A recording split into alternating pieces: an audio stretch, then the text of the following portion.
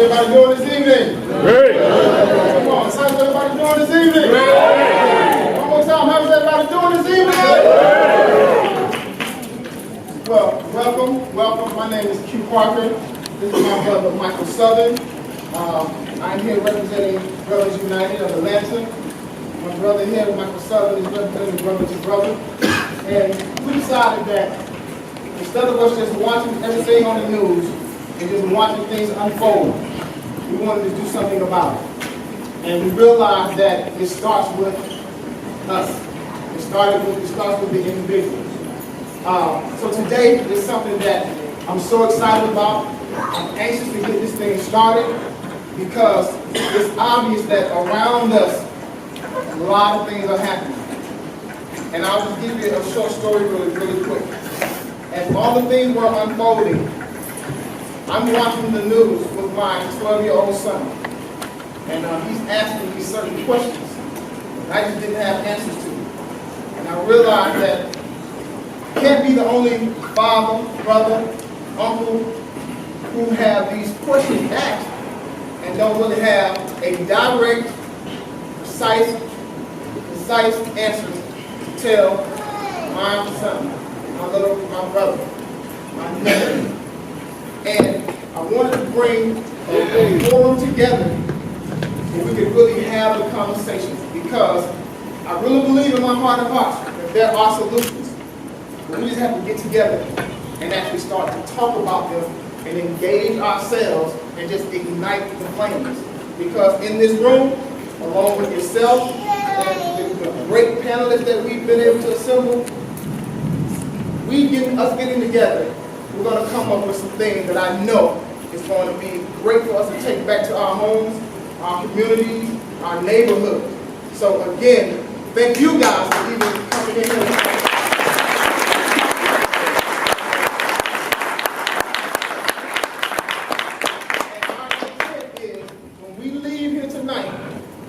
To have a better understanding of the things that we can do.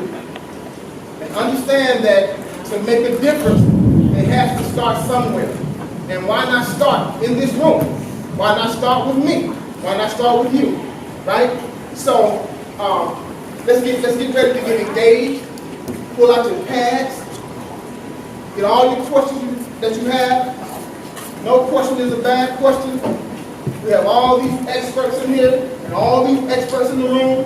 And what's funny and what's great about this is it's not a panelist and then you got it. It's a we. So a lot of the discussion is going to come from here. A lot of the answers may come from here. And vice versa. We're all one body. And we're all pursuing better. Y'all with it? Yeah.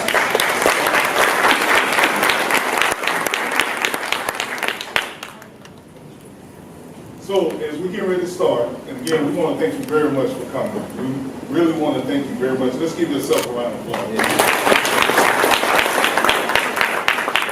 So there's going to be views shared here. You're going to have your view. One thing we want to ask is respect.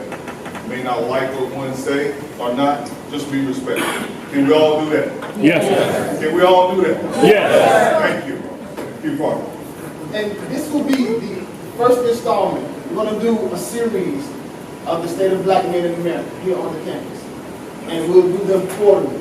So when you leave here today, tell your friends, tell your neighbor, tell everybody that we're doing the next one.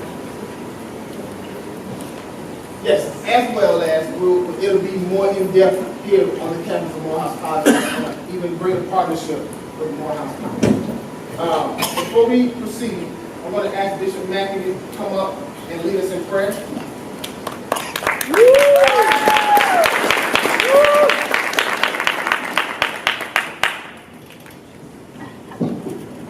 Let's bow our heads. Father, we just thank you as we come to you in Jesus' name, giving praise, giving honor, giving glory. Father, you said in all of our getting to get understanding. So Father, we think we get understanding, we get godly wisdom and godly knowledge. And we thank you that the words of our mouths and the meditation of our hearts are acceptable to you, Father. We thank you for healing and deliverance and strength and power and authority. We thank you, Lord, this is the day that you have made. We will rejoice and be glad therein, Father. I thank you, Lord, for sending forth your love, for your power, for your authority to each and every one of us, Father. Have your way. Be glorified. We thank you in advance for all you've done and continue to do in our lives. As we give you praise, we give you honor, we give you glory. In Jesus' name we pray. Let the people say amen. Amen. Amen.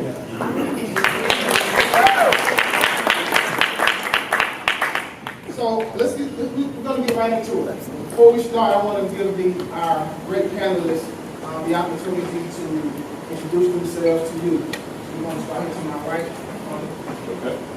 Good evening, everyone. I'm Kwanzaa Hall, Atlanta City Councilman for District 2. I represent downtown, Midtown, 044, Emmett Park, Ponce Highlands. It used to be Atlantic Station, Castleberry Hill, Home Park, Georgia Tech, Georgia State part of the city. But I grew up in Southwest Atlanta with the Mays High School. Grew up right by Allen's Park. So it really is good that we're bringing people together. When I was in high school, we formed a youth group. We started violence. We were about to start games. It was called Black Teen Advancement. So it's really good to see it come full circle, and that we're really trying to rededicate ourselves to improving our community as a collective. So thanks for having us here. My name is Keith Lamar. I'm a senior assistant district attorney here in Fulton County. I'm also the Southeast Regional Director for the National Black Prosecutors Association. I'm from Stone Mountain, with Stevenson High School, with the Morehouse College, and I also went to TSU, which is the Thurgood Marshall School of Law. So I've been HBCU, everything. But I'm very glad to be here today. I'm very glad to share some of my experiences because I've been working in the DA's office for almost 5 years now, and I've seen a lot of things. Recent activities is definitely something that I would love to talk to you guys about. Thank you for the invitation.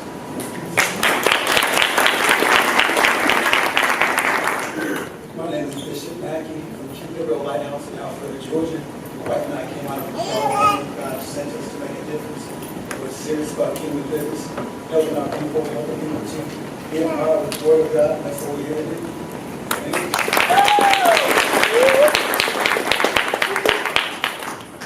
My name is Vincent Phillips. I'm an attorney with the firm Arrington and Phillips here in Atlanta. Went to Mays High School, Georgia State University, and John Marshall Law School. I do mostly entertainment law, and I'm happy to be here because I've seen a lot of things happening in society today, and I just want to sit down and kind of hear you guys' perspective and talk from my perspective because I was young once, I was, in my teenage years, and now, I have a different perspective in my 40s. And I think the dialogue needs to continue to happen between the younger people and the older people, so that we can, try to bridge the gap and make sure we're expressing what we've learned in our ideas.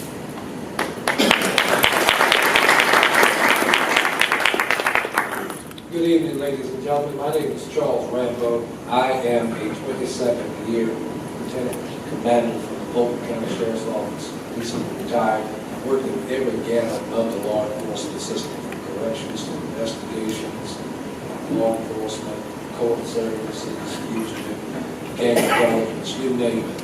I'm frequently called the guy, not the righteous guy, but the conscious one who has worked inside our community, try to help our community, particularly our young black males, particularly as we look at the Fulton County jail, it's comprised of 17 to 25-year-olds, 97% out of 25 Southern inmates. Something's got to be changed, particularly here inside of this community and county.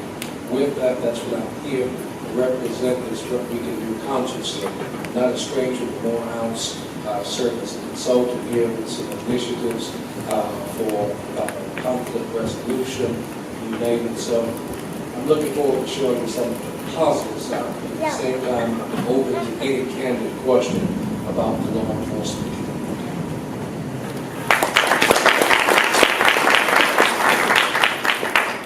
My name is Antavius Weems. I'm an attorney, born and raised here in Atlanta. Went to Carver High School.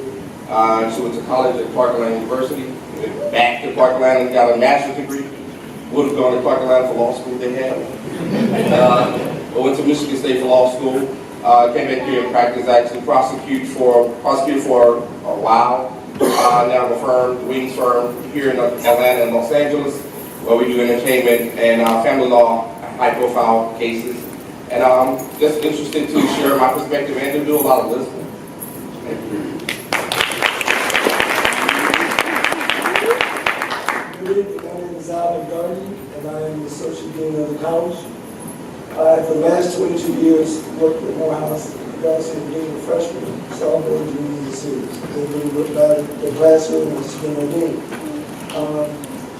Prior to that, I worked with Mayor Jackson, and Mayor Andy Young. I ran back the all the youth programs for that. I worked with everyone between public housing.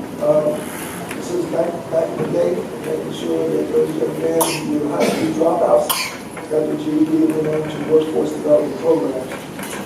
Prior to that, still most of 20-some odd years and working in the community empowerment, civil rights, affirmative action. I'm a 1972 graduate of Morehouse College. I'm a 1977 graduate of North Carolina Central University School of Law. You're right, the Morehouse had law school. I was graduate from Morehouse School of Law. But seriously, my identity goes back to the 60s. I marched with King, followed with Malcolm X, loved Dr. King, but when he died, we just acted up. So and that's my reference point. It goes back to third grade when we were hazed and we were just treated poorly by police officers. So that's all I know. And so this is what my life is being wrapped up in, making sure that our people rightly get what they deserve as human beings. And so I'm a fighter for justice. I'm a fighter for our people, especially for black lives.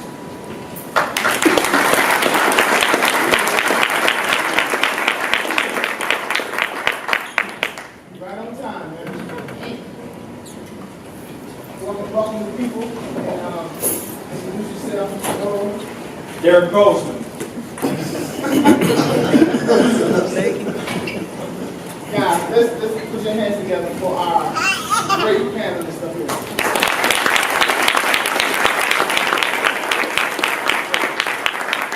Before we start, I want to ask everyone to please put your phones on silent. Turn them off. Because there's going to be a lot of information exchange. We want to make sure that it's heard properly.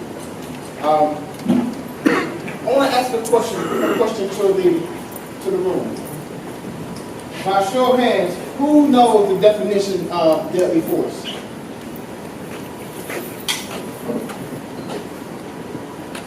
Okay.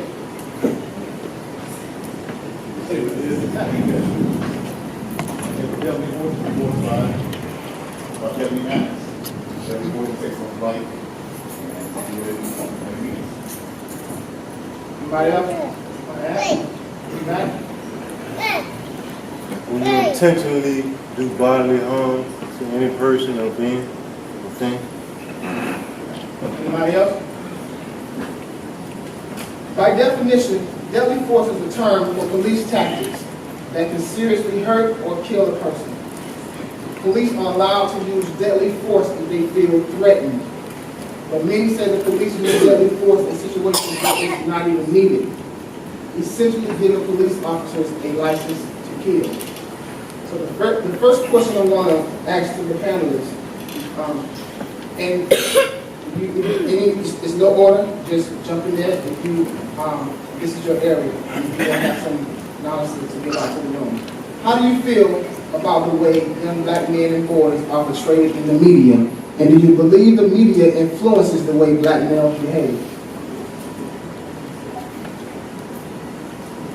I'll say absolutely yes. I'm not really encouraged and haven't been for most of my life by the images that are perpetuated in media, but there are quite a few that we have control over. And we project some images that I think ultimately end up doing us a disservice, even if it's an honest reflection of how we grew up, what we do on a daily basis. But if young people who are very, very impressionable, maybe under the age of 12 or 10, are exposed to certain ideas that may be very adult in nature, even if they're natural for the environment they live in, what they're forced to be exposed to could actually put them on the wrong path in life. And that's the only thing I think that is negative about the images. It takes a lot of exposure, a lot of teaching, a lot of close proximity of adults to help young people to understand the difference in 2 different types of 3 different, 4 different types of lifestyles that might take a young man in particular on the wrong path. And of course, we've all tried to emulate something we've seen on television,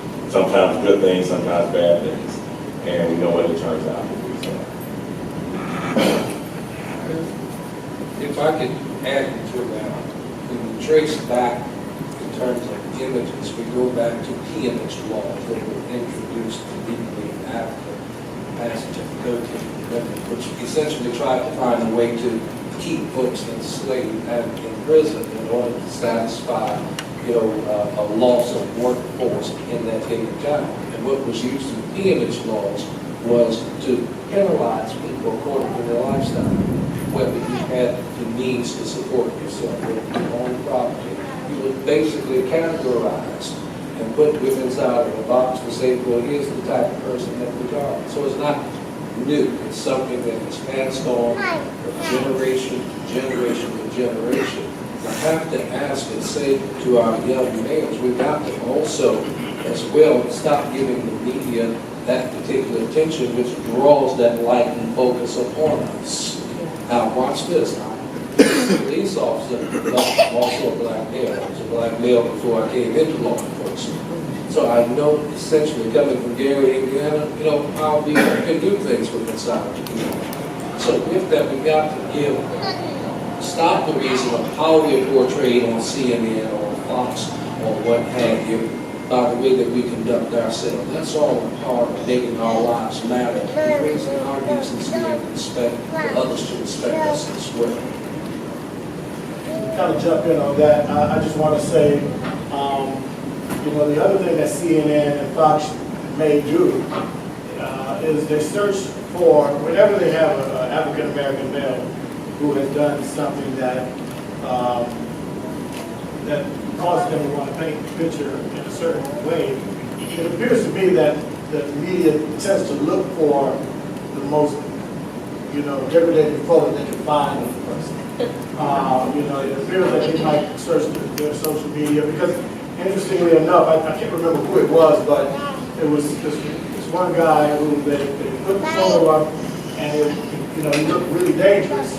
But he had another photo where he was in a military uniform representing the country. And, people put it on social media. Why did they use this photo instead of this one? And it's pretty obvious why. To some degree, the news is entertainment too. And they want to paint a narrative to keep the story going. So I do think that the media, attempts to serve to paint a picture of black men in the gender life. I haven't always been a bishop of Montgomery Street. That's what my ministry is called, Keeping It Real Lighthouse, which is just keeping it real, not compromising the way God. So I've been on the other side. I've been there, done that kind of t-shirt pack, whatever. I used to love back in the day. The atmosphere was just throwing his hands up because I was thinking about not my father's business today, but my father's business was back in the day. And I thought that's where I grew up. I thought this was cool, right? And just because it's cool doesn't make it right. So we want to make sure that we're doing the right thing. Because when you're doing the right thing, even if law enforcement comes up on you the whole 9 yards, when you're in righteousness, the Bible says you're going to put a man's ways please the Lord, even his enemies have to get peace. So when you're in right standing, just stand on righteousness and do what is right. You're on the other side, and let go with my shoulder and the whole 9 yards, that's how we go wrong. Let's make sure, especially as us as black men, we're doing right. And we can defend right to the nines. But we have to, make sure we're on the right track, doing the right thing. I've been there. I'm glad we're on the right side. We keep ourselves on the right side. I'll step in to say that, knowledge is power. And I think that we are, basically, the media does not expose the entire truth to everyone. And the chance that we have to actually be able to read and understand the entire outlook of what's going on around us. The chaos has to stop. It's what they want.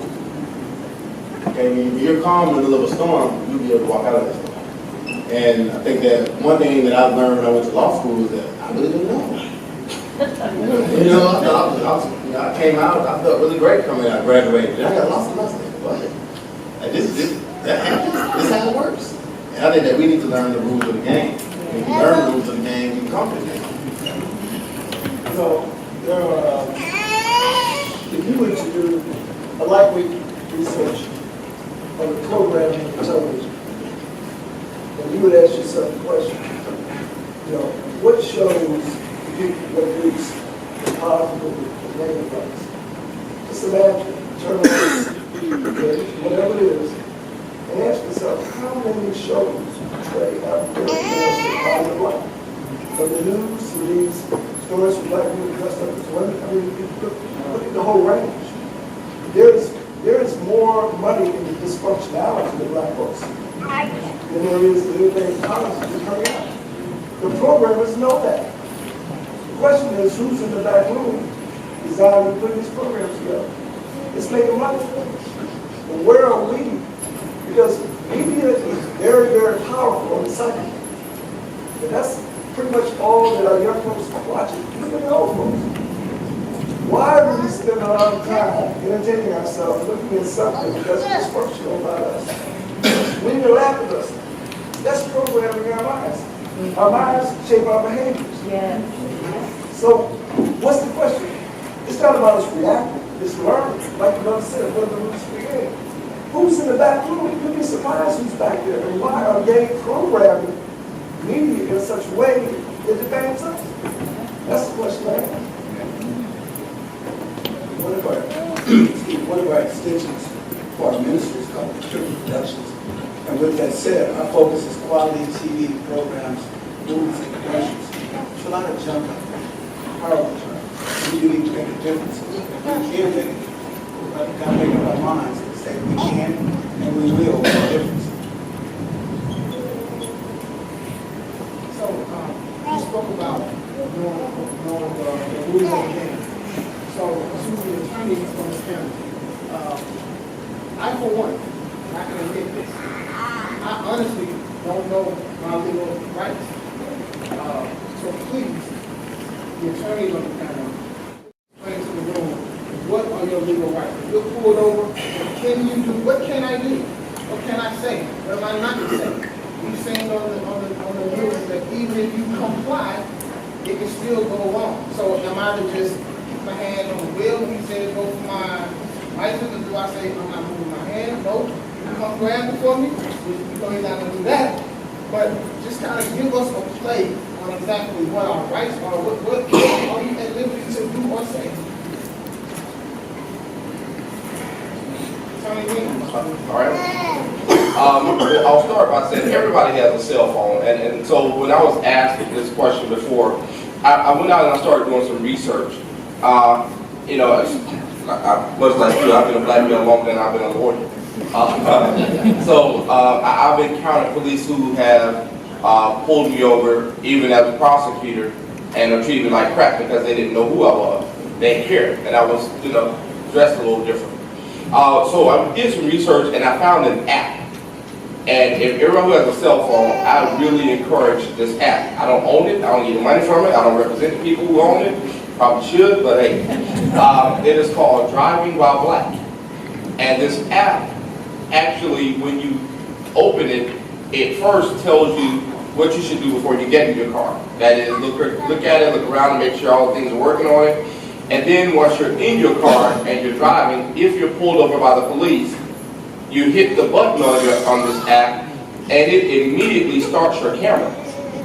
And not only does it start your camera, but it also, you'll have a list of people that are in the app already programmed. It will immediately send a list, send to that list your coordinates of where you're located, and it will say to them, I've just gotten pulled over by the police, and this is my last location. And I believe it also will send them a caption of the video footage that you've taken.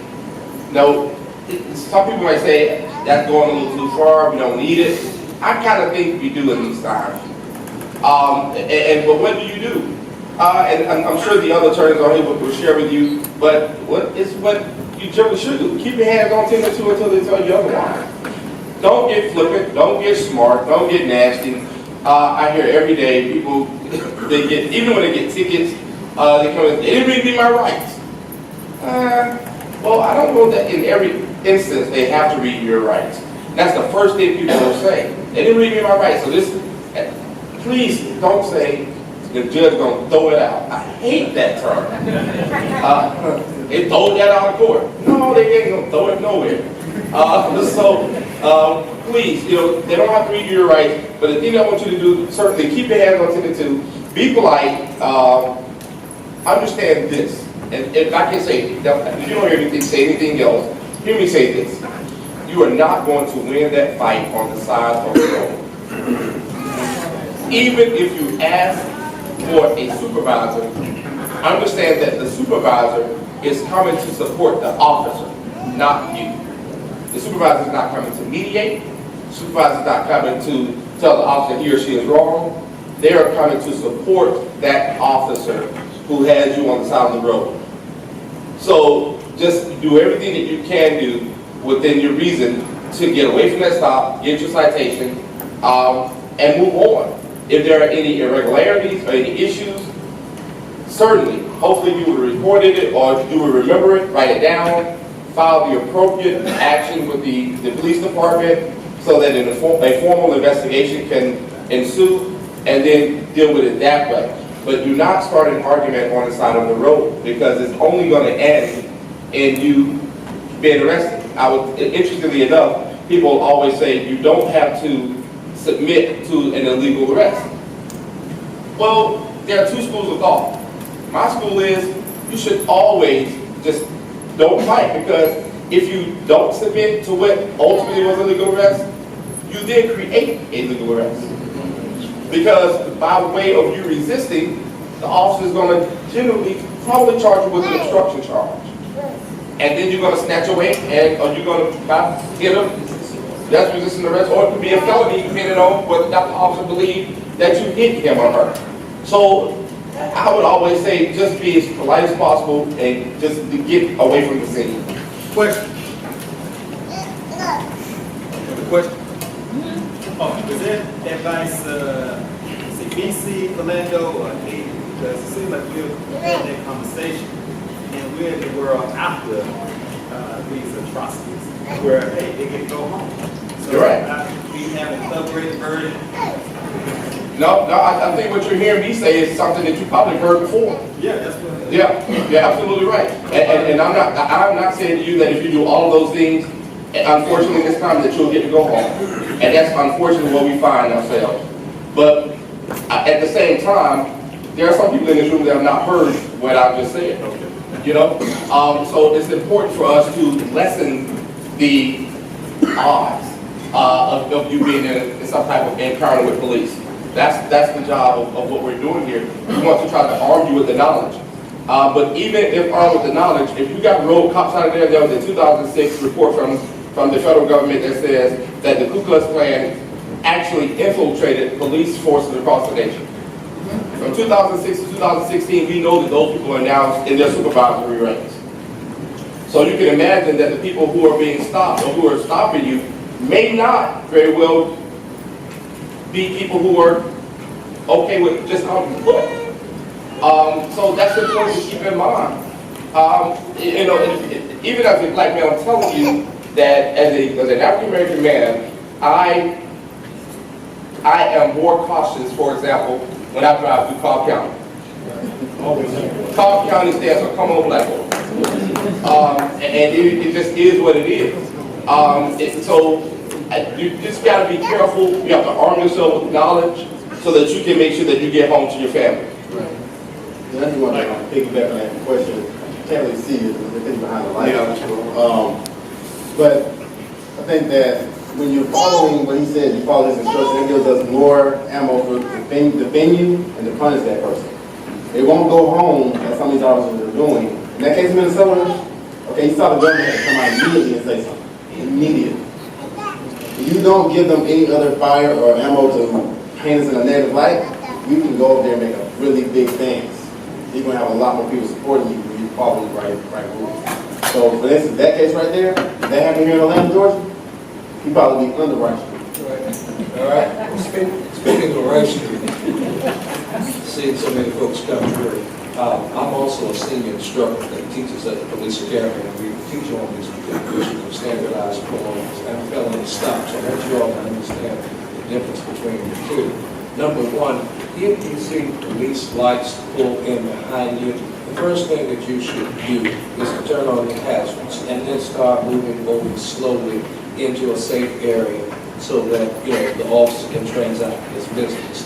Do not, please do not start on the low speed, high speed, OJ chase, what have you, up and down the highway. That's what's going to turn it into a felony stop. And the whole dynamics of the game begins to change. When the officer approaches your vehicle, I want to have a tool in, I want to see the fact that you've got one too. Certainly, I see your driver's license and proof of insurance. What for? Again, now we're getting ready to turn into an agitated situation. By virtue of the fact that you are operating a motor vehicle on the road, that is a privilege in Georgia. So with that, hand over your driver's license, hand over the proof of insurance. Are you required to answer any questions at that portion of time? That's a question. Are you required to answer any questions of where you going, where you been? No, that is what amendment right. Comes with the inside of the right to remain silent, because anything that you say is going to be used against you in a court of law. You are not required to answer any questions other than the fact of officer, hey, here's a driver's license or proof of insurance. If he's going to issue you a ticket, he's going to issue you a ticket. That way you get a chance to get to court and explain to the judge. I don't know how the judiciary is going to respond on what particular jurisdiction that you're in. But please live in order to see that particular judge, as opposed to becoming a statistic that's going to be on CNN that justifies that particular stereotype. With that, unfortunately, black folks, white folks, Hispanics don't make a difference. If it turns into a felony stop because of the fact of some suspicious activity, some type of speed chase or what have you, you can expect that there are going to be more officers involved and there are going to be weapons pulled. I just want to answer part of that first question that you asked about deadly force. Deadly force is the last thing that anybody wants to use. Unfortunately, we've seen it used more times than not in recent media attention on profile incidents that happen in our community. But at the end of the day, deadly force is authorized when the officer feels that there's a danger to his life, third party, and that person is authorized to discharge firearm, what have you. I'm not advocating for it, but I'm also asking, don't put yourself in that circumstance. In Georgia, you have a legal right to carry your firearm.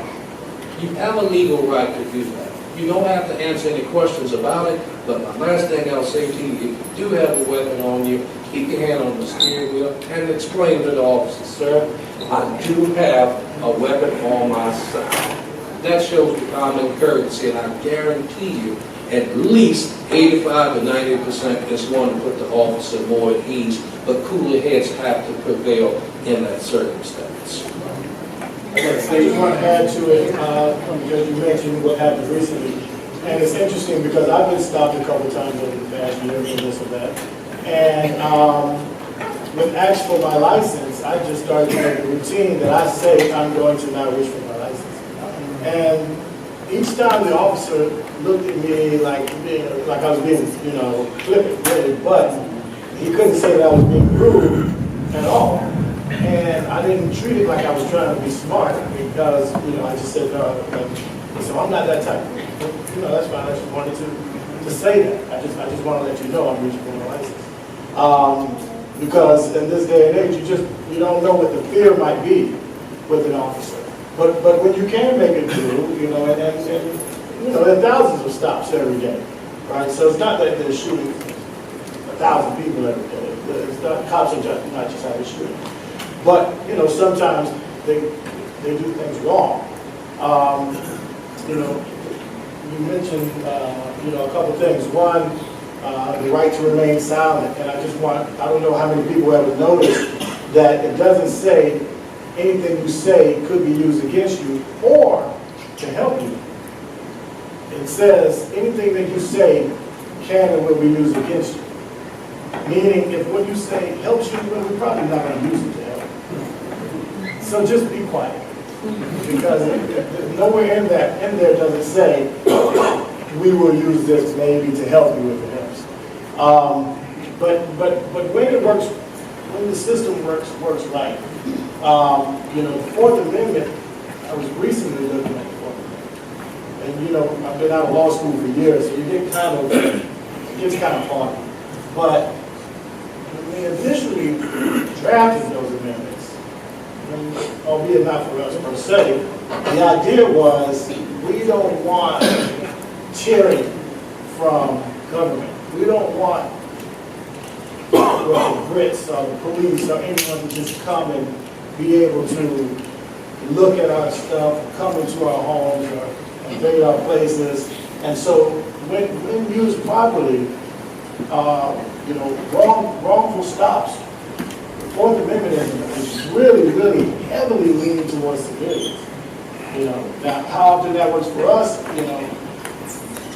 that's left up to be determined. But just something to keep in mind if you can do it right and get through it, because I've been, representing people where we got into Fulton County Court and prosecutors say, my God, that's just all the way up.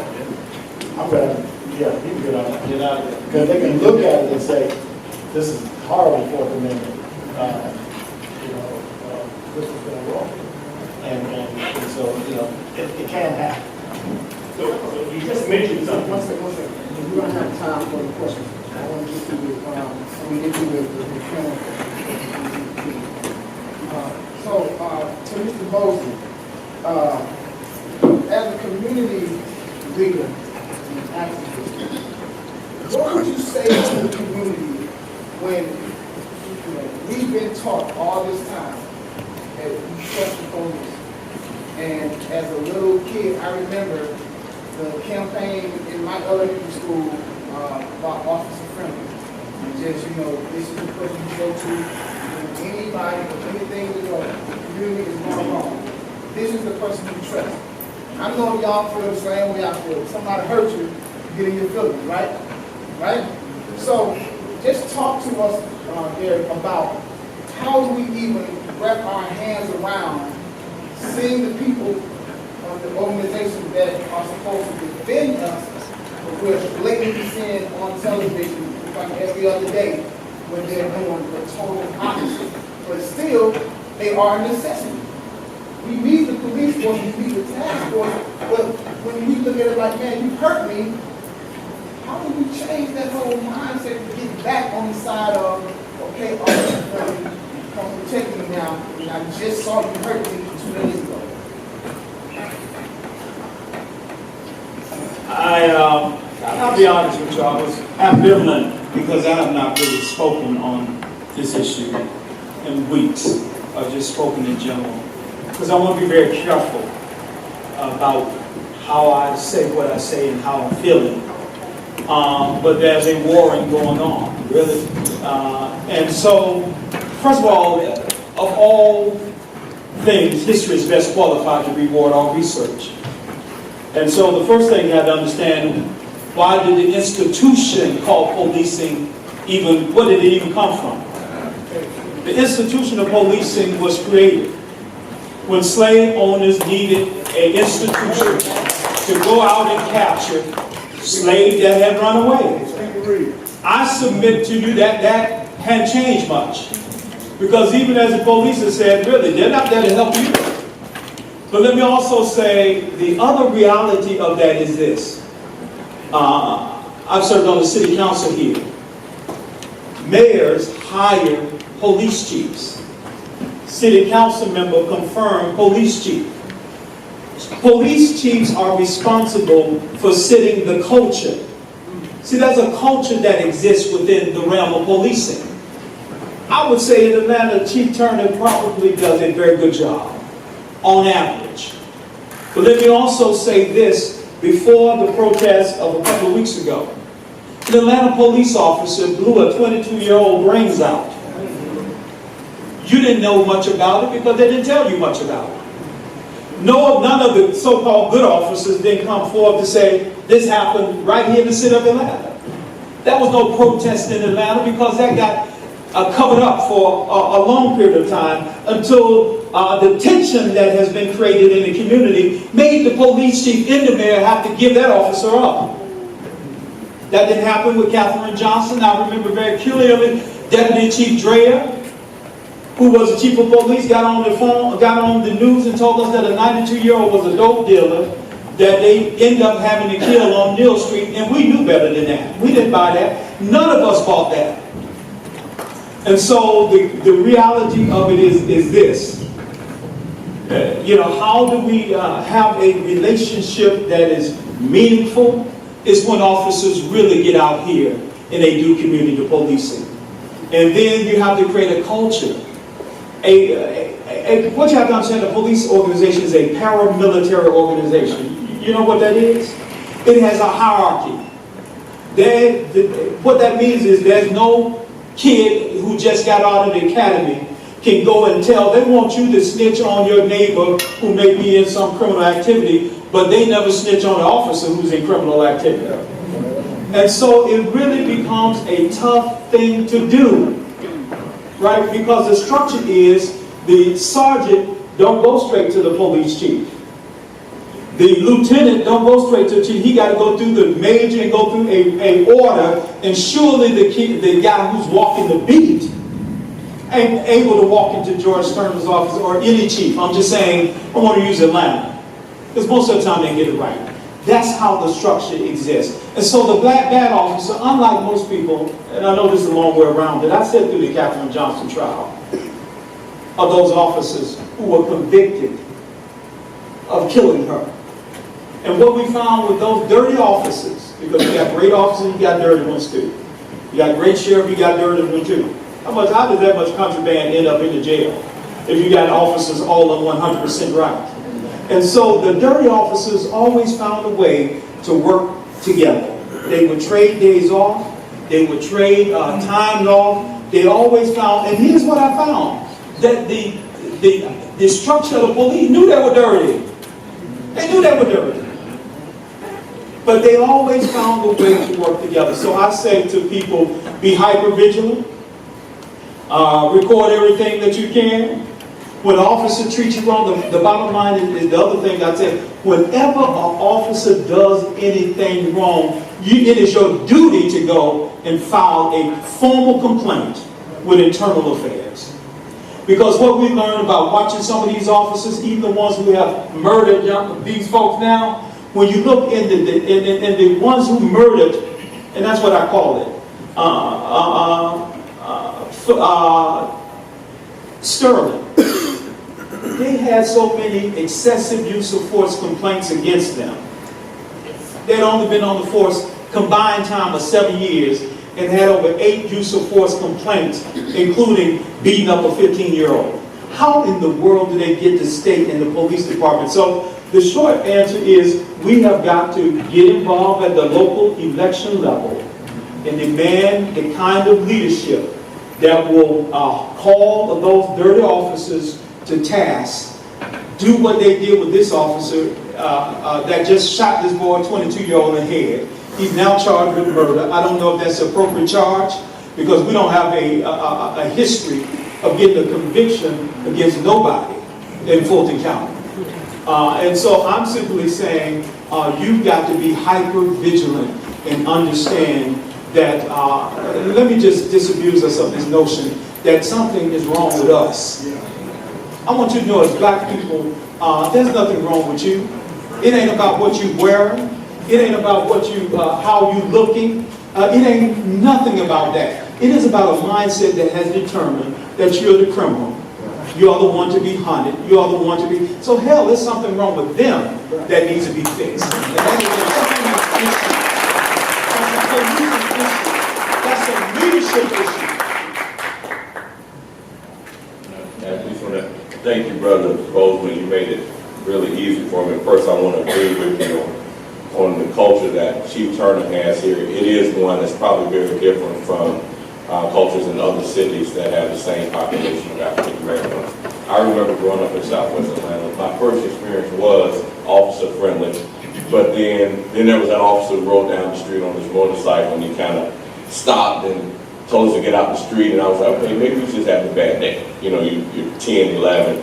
And then it was walking down on Deal Avenue. We crossed over on the train tracks over by the Beltline now, just a few blocks from here. And then the security guard pulled a gun on us, and we were 11 and 12, me and my little brother. So the experience began to change, and the relationship began to change because it began to be, wait a minute, these guys aren't really working for me. And if they're about to stop me, like they stopped one of my friends that I heard they arrested, wait a minute, I might get in trouble and I might be the wrong guy. So you fly to Chicago and you're 13 years old and you get off the plane, you go to your family's house and you're not even around the corner, police come up on you and put you on the ground and say you look like a guy who fits the description who just killed somebody named Baby Brother. And he was short like y'all. So that happens to every one of us. We've had some type of experience like that. But Brother Bozeman is right. We need to start voting. I mean, really, the local levels where all this action happens, and if you don't get people really, well, not only, they don't have to look like you, it's people who stand up for what's right. There's a lot of people now, I mean, the majority of the council is African-American. The mayor is African-American. All the people in our courts are heavily African-American, but their salaries, for instance, in the courts are paid by failures to appear. So that's $100 every time you get one of those fines. So you kind of disincentivized from not for seeing people show up to court. And if you're a young person and you get one of these fines, it just keeps building up. If you don't show up, then you lose your license, you maybe lose your job, and now you're looking at a $1,000 fine, and you lost your job. What do you do? And what if you're dealing with substance abuse at the same time? We all have friends and family who've been in this situation. So we've got these vicious cycles that go back to the black codes, go back to Jim Crow, and that we've just reestablished in new names. But you know, you shouldn't be fined for spitting. If you don't really have a salary, you get a $100 fine and you go to jail, you can't get out of jail. So we have about 400 people right now in the city jail. So I've introduced 3 pieces of legislation that start to address some of this. One is to add more transparency and accountability in the officer-involved shootings. So we have these shootings, but how do we make sure that we know that evidence is where it is? And I think our chief is trying to do the right things, but I think we can do even more to make it stronger. We also are looking at just adding more of the 21st century policing guidelines, which touch a lot of the things I'm talking about. Training that Brother Bozeman mentioned, how we engage with officers as young people. We need that. I just downloaded the app too. We all can make that mistake of jumping out the car, moving too fast, just on the wrong day. You're thinking you're all right because you have a suit on. You're thinking, all right, because you just had a suit on, and you took it off, and it's 9 o'clock at night, but you're not that same guy anymore in the eyes of the officer. And that happens every day. I can walk in City Hall with the suit on, and they treat me one way, and I walk in, and it's just a bias, and it's a profile, and it's unfortunate. But that's a reality right now in our society. It goes back to birth of the nation, 1915 movie that kind of depicted African American men as rapists, as doing everything wrong, and that story is perpetuated. We've helped to perpetuate it as well. And the last piece of legislation that I introduced on Monday was related to decriminalizing about 85 pieces of code that we have currently. It's for spitting, for, it used to be 3 black men congregating back in the 50s and 60s, you could be arrested, or further back. If you looked at a white woman, all kinds of things that were just trumped up charges, but they were waiting. If you're on the sidewalk, so we don't really have those exactly that way, but we have several. You can't sell aftershave. So these are codes that really mimic state code, and I think that's the kind of stuff we got to get out of our system, because it's institutionalized and it's a part of our culture, but we don't see it. But there are people in jail because of it, and they really can't get out because they're poor. Don't have family members who can come down and bring a lawyer and get them out when they get a failure to appear or pay the high fines. And if it's family members or friends of ours, they're stuck in jail. Who's got a family member out of jail before? All of us have, so. Yeah, and it's hard. it also goes, again, I'm just thinking about what you think back on the voting. When you get a felony conviction, what does that mean? It's terrible. I think it should be a vote. But I think that just, once again, know the rules of the game. Once you got a felony conviction, you know what they're going to vote. Now your voice is what? So these are the things that I think that we also know as people. We got to know the rules out here that you can really win. Because once they take away your right to vote, they take away your voice. Even if you change. I grew up in a very conservative city, Cincinnati, Ohio, in the 50s and 60s. We didn't have one black police officer on the force. I was probably 17, 18 years old. We called him. It's the states give the power to this concept for a purpose, control. Control what, I ask? To me, it's beyond police. Back then, why were those police officers keeping us? Anytime we stepped in a white neighborhood, we were taking juvenile court. When you stepped in City Hall, we took juvenile court. They were enforcing segregation. They were protecting some other person's rights that they saw right. In other words, it's right for you not to live in the neighborhood, for you not to be involved in their lives. So I asked the question, beyond, we talked about accountable to the mayor and city council. Who's really making the rules up here? The government? State reps? Where's the plan made in the back room and given the assignment to the police agency to carry out? So they're not just out here spinning police policies on their own. They're serving somebody's agenda. They keep us at a disadvantage. So yes, it's voting. It's being knowing who's our representatives are, who's in the back room designing this police officer do this. Who's really in charge? That's the question I ask. And what's the agenda? I think the only problem with that is Mayor Reed will tell you he's in charge. That's what he did the other day. And let's be very clear about it. One of the things I would ask my friend and colleague, put in the legislation that says every police officer in the city of Atlanta must wear a body camera, and if it goes off and he manually manipulates it, he is fired on the scene. Let me say that again. If we want to be for we see what is happening. What is the best way to deter it? Or at least a possible way to deter it. Let's require that. Atlanta is a $670 million corporation. Don't tell me you can't buy a body camera, because they done got so low now that you and I can walk around with one, and I'm going to probably advocate that you get your body camera, just walk around with it like it's a chain. It's not an issue of do we not want it. The real issue is the police union tell the mayor what to do. The police union will tell the city councilman what to do and what not to support. And so at the end of the day, it really is, are you being served or are you being served up? And what I'm saying to you is, it is now time, if we want to stop what we see out here on both sides of this issue, we got to stop the BS and stop the game. And so that means, how do I make somebody accountable? I put a surveillance system in my house, and I've been living in the same house, in the same community 50 of my 50 years. But I begin to I want to be able to see what's going on, so I'm sitting here watching my camera while y'all sitting here. I'm going to try to see what's going on around here. And so, I would challenge the councilman, put that legislation in. Going in. And then I want you to do this, because I really want to is willing to do it. But then what I want you to watch when he put it in, who stands up first to oppose it? How much more common sense to that, to require a body camera on every Atlanta police officer? And the fact of the matter is, out of the 1,800, only 800 of them are on the street, so we really can get a discount on what we're going to have to purchase. You got police officers answering phones, you got police officers who just sitting at a desk, you got police officers who ain't never hit the street. That's how the division of labor is.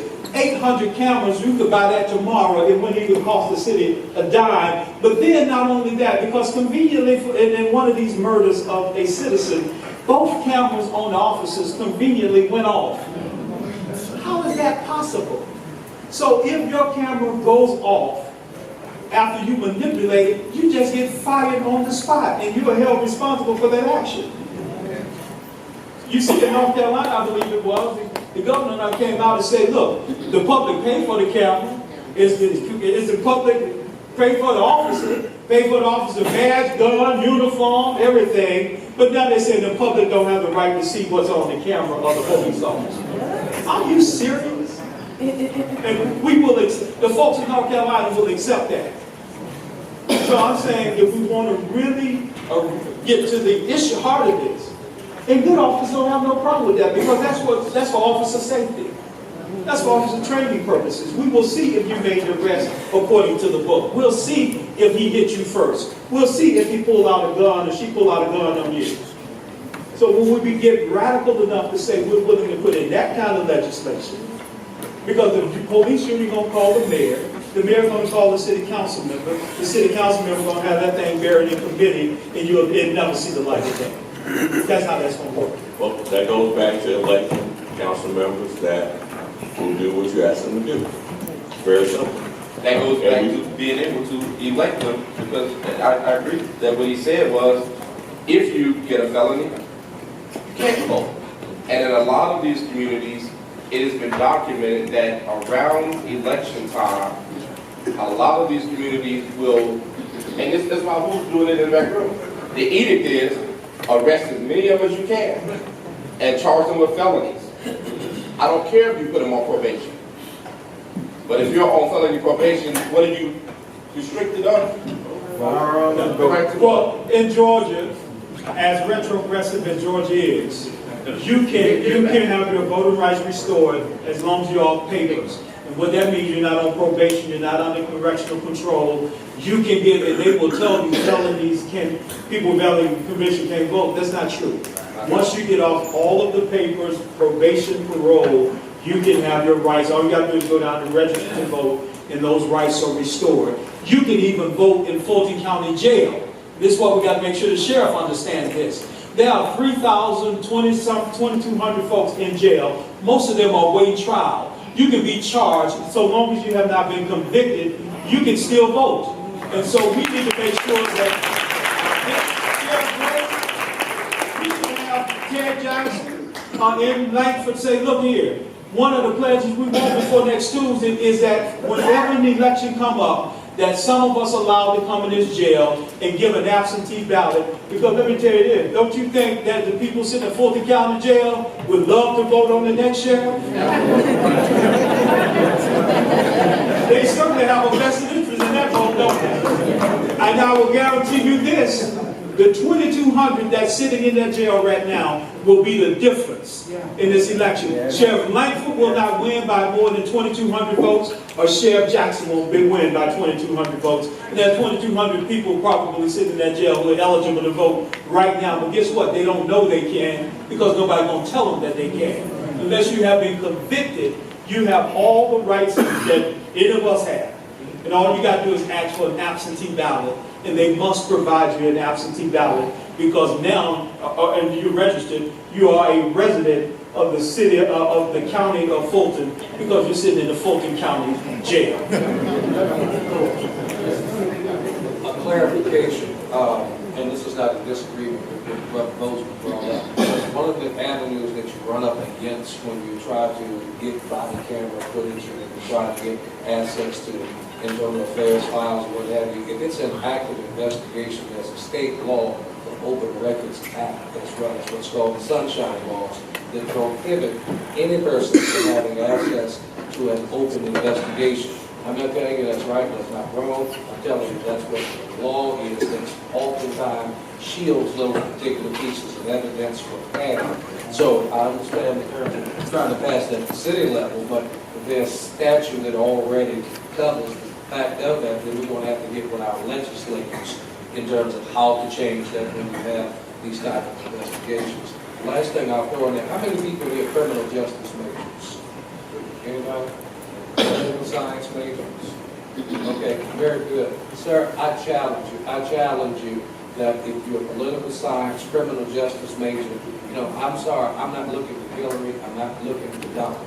I'm looking for the next generation of leaders that can come forward and say, if you're not going to talk our agenda, we're going to craft one, we're going to put money behind our own candidates, we're going to run where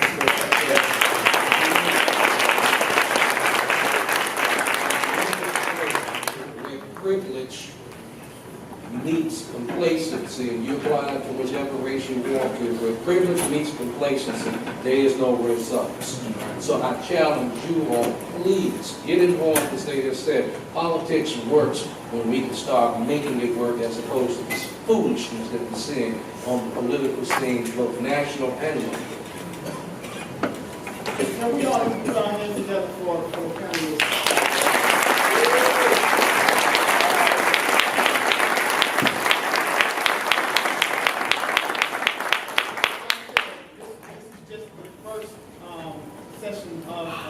In the series that we're going to do throughout the year.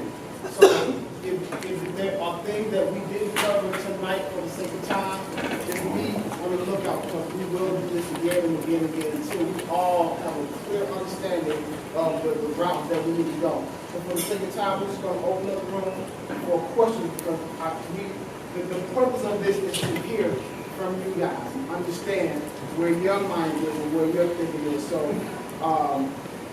So if you can, please stand and wait to be recognized either by myself or Q Parker, but stand and be recognized, okay? And speak clearly.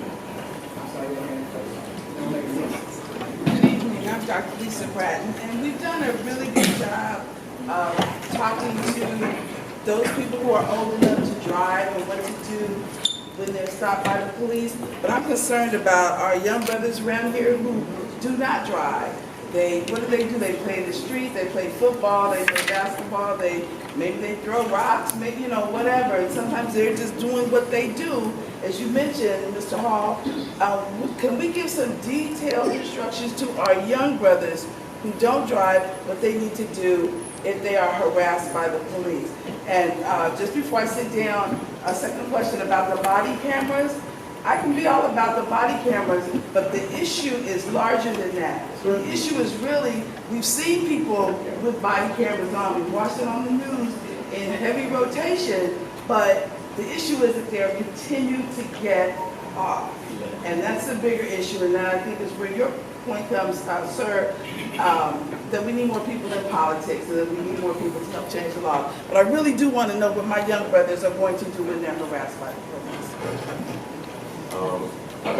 I just say to the younger people under 18, especially if you're under 12, you probably want to be very, very careful, be extremely respectful, don't talk back, don't run, just say yes sir, yes ma'am, and try to take the situation to your parents or some adult that's nearby. Make sure it's happening in front of an adult. And just, don't engage. If you're 15, 16, 17, and you look a little bit older, young man, how old are you? And how old are you? 19. So anywhere where you're starting to look like a man and you look like you might be threatened, Sound like a man.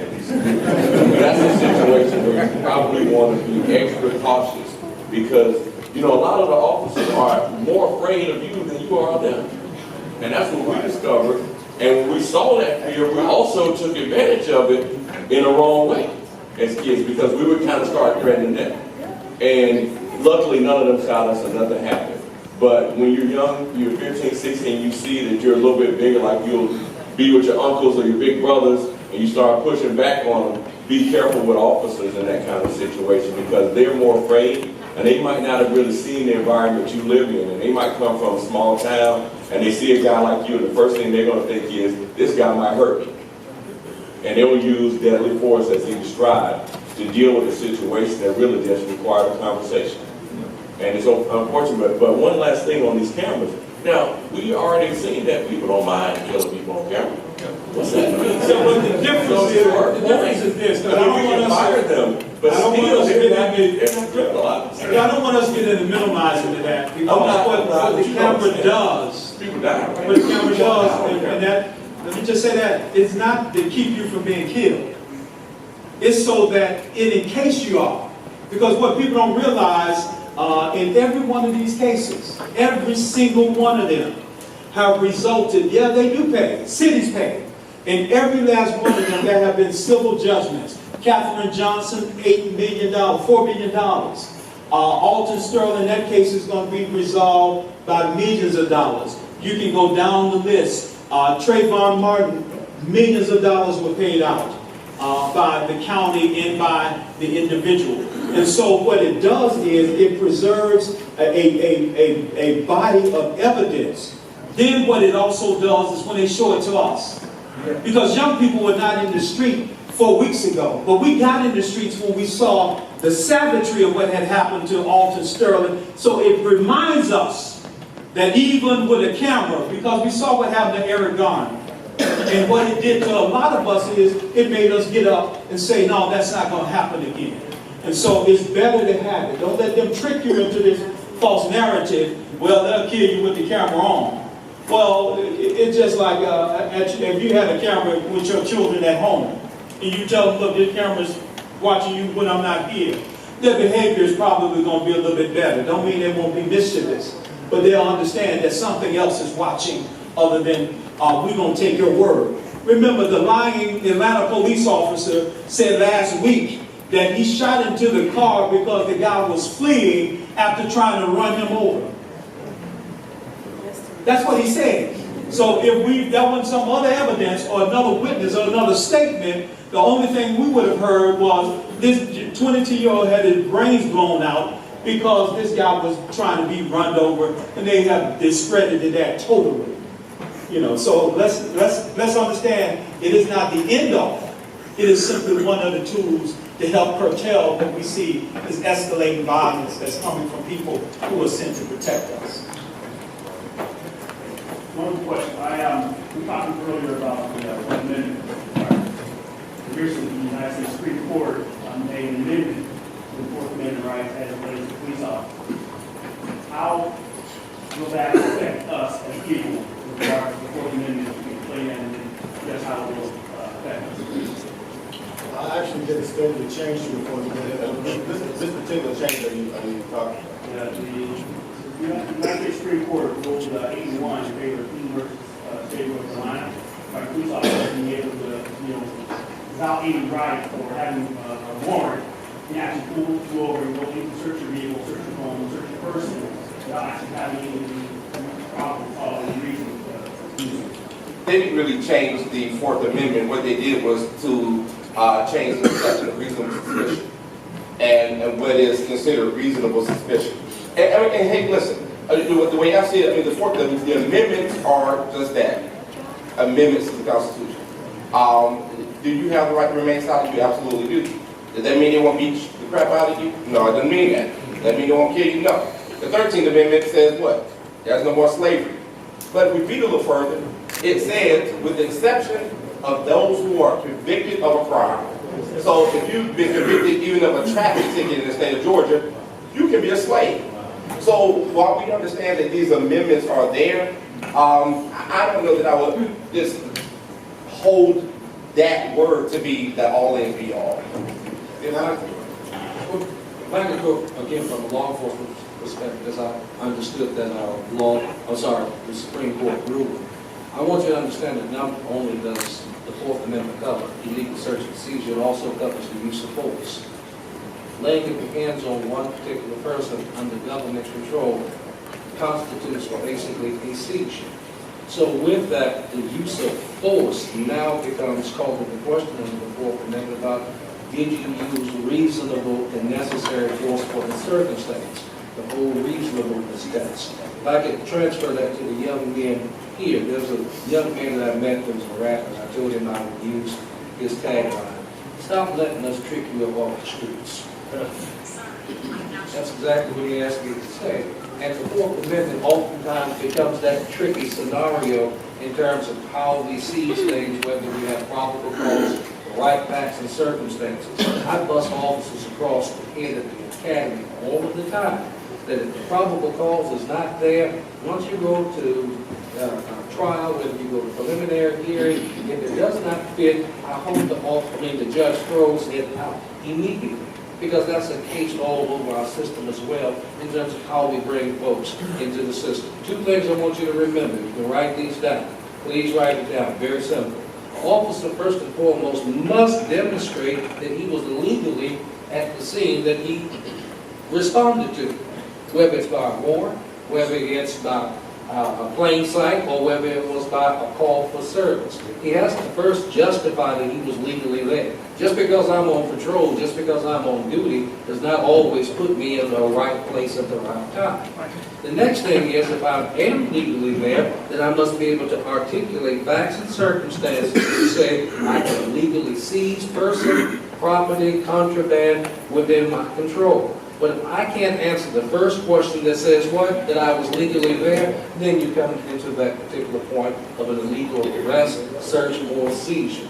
So with that, I ask you to study up more on your constitutional rights and get ahead of the game, because I want you to be like Shadrach, Meshach, and Abednego. When they were challenged by Nebuchadnezzar, they did one wise thing. They said, we're careful not to answer you in this matter, because we already see that stacked up against us. And just to go a little further. About some of these cases, it's about the officer's mindset. So do y'all know what I mean when I say that? What was the officer thinking at that time? Exactly. That's very big, especially in our courtroom. You have to really depend. So if the officer comes to the court, I have motion to suppress hearing. And they say, well, I felt this pocket, I'm in an area that's known for drug usage. For instance, on women. Okay, I know that this particular area might have heroin. So therefore, we know that we see a lot of hand-to-hand transactions. In my mindset, the officer says, I seen a hand-to-hand transaction. Y'all might have been given that. Because a lot of statistics say that there's been a lot of hand-to-hand transactions over here. Judge, depending on who that judge may be, might not go in your favor. So when you think about the officer's mindset, that's a lot of these ways people say they keep getting off. They keep getting off. They're looking at some of the officer's mindset. Every state has different laws. I want y'all to be clear of that too. Every state has a different grand jury proceeding. Every counties have different things. So y'all, that's why I say you have to know your law, know the actual what's going on around you. The Zone 1 is a very prime example of ways in which the officer mindset goes into court every day. These are the defense attorneys they can tell. When you come down the street, they call it a bluff. All right, y'all see Stone the Bluff? Yes. All right, y'all see what's going on out here? That officer that patrols that beat has a different mindset at that time than the officer that patrols the beat over in Buckhead. And those are one thing that I think that we can work on together, because when that officer comes over into the Bluff, they're already ready. So just because you're a Morehouse student walking down that street, they don't know that. They think you're Curtis Sloan. And if, I was just about to briefly, he's absolutely right, but that's the sad part about policing, is that they're already ready. What the hell are you ready for? I mean, because at the end of the day, these are students. And that's what bothers me, is because I always, even as a prosecutor, one of the things I always drove it out of court, was DC-6 tickets. The entire city of Atlanta is a DC-6. I mean, there is not one place in the city of Atlanta, and you can't say that, no, this is only conduct that says that this is a known high drug area. Where in Atlanta is there not a high drug area? Whether it's marijuana, cocaine, heroin, or any other drug of your choosing. So I'm always just being outside. Really, it is just being out the street and you committed a crime. There are laws on our books, and Kwanzaa alluded to it, in the city of Atlanta. You spit on the sidewalk, you can get 6 months in jail. The spitting on the sidewalk in the city of Atlanta. So, but clearly that's some law on the book that's been there forever. It's archaic, it needs to be taken off. But it's all about us arming ourselves. But at the same time, I'm bothered with the police, and he's right. It happens all the time. That's a different mindset. But that's the problem. That's a training issue. It really because is. guess what? They're doing a bunch of dope in Buckhead right now.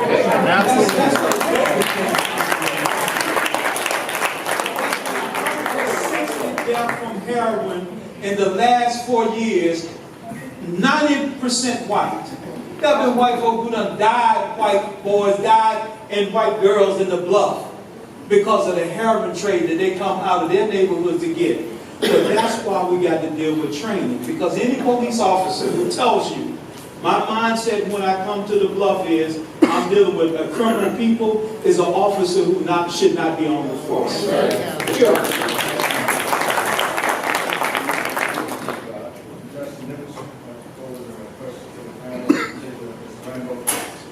You are a veteran officer, and a lot of times, our frustration is geared towards officers who are not veteran and they don't come from our communities. So if I could ask, and we've seen the influx of these officers coming from our communities, as well as working in North Carolina, and I know a lot of officers on staff, a lot of officers talking from them.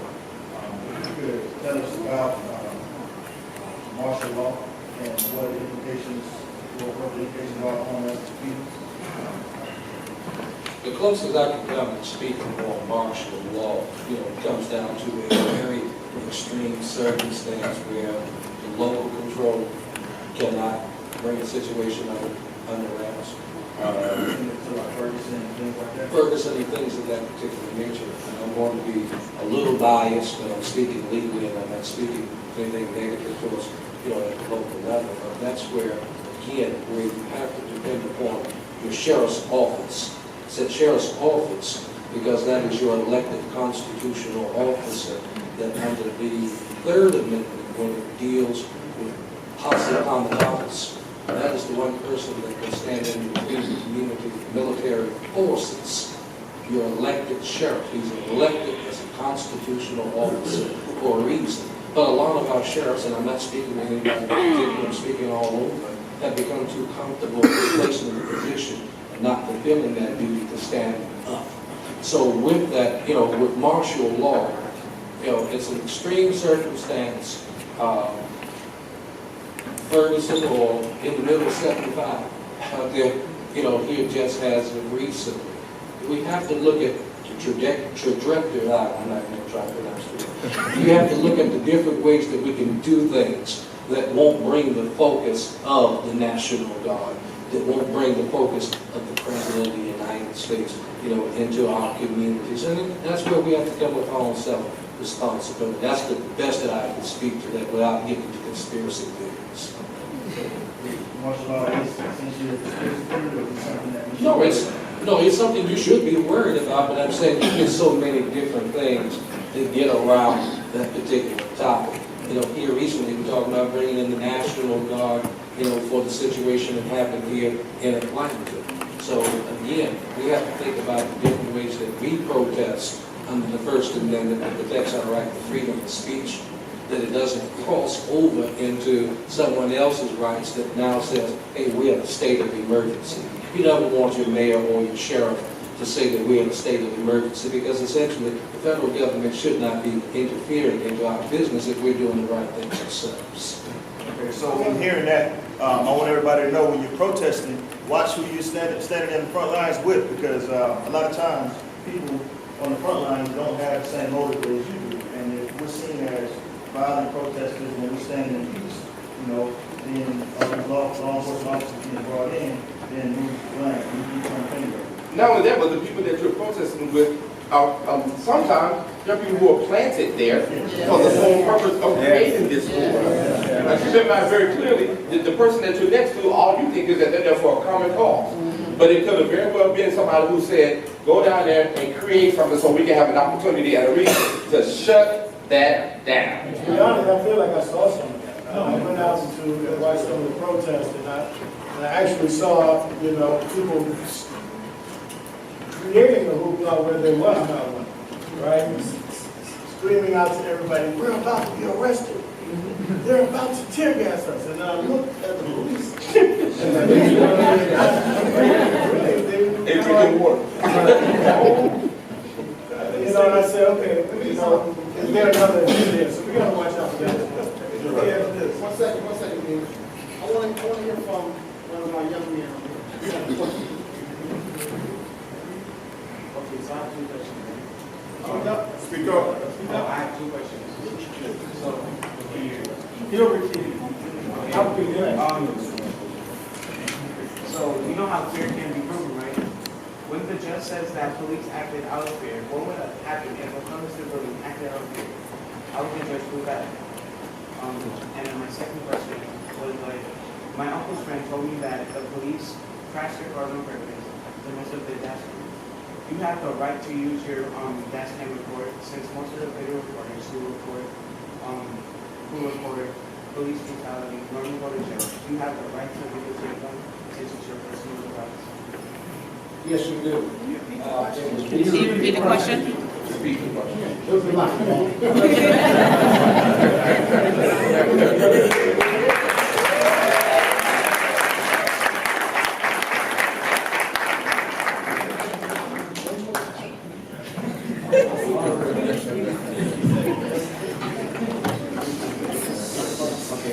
So, since fear can't be proven, right? When the judge says that the police acted out of fear, what would happen if a colored civilian acted out of fear? How would the judge prove that? If they what happened here? A civilian acted out of fear. Colored civilian. Colored civilian.